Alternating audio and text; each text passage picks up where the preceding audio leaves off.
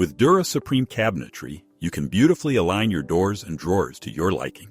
Our full overlay hinge for our Crestwood frame product line allows for a three-way adjustment of the cabinet door, allowing you to adjust the door position horizontally, vertically, and in depth. This helps you fine-tune the reveal around the cabinet door. To get started, you'll need a Phillips screwdriver. Note the locations of the horizontal, vertical, and depth adjustment screws. For horizontal adjustment, turn the horizontal adjustment screw counterclockwise to shift the cabinet door to the left. Turn the screw clockwise to shift the cabinet door to the right.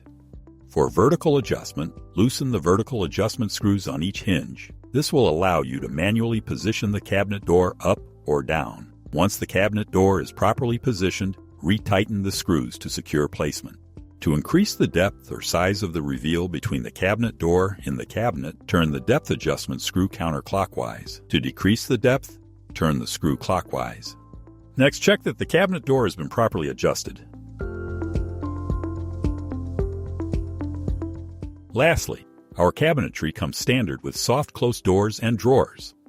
To activate or deactivate the soft close feature, locate the light gray on-off switch on the hinge.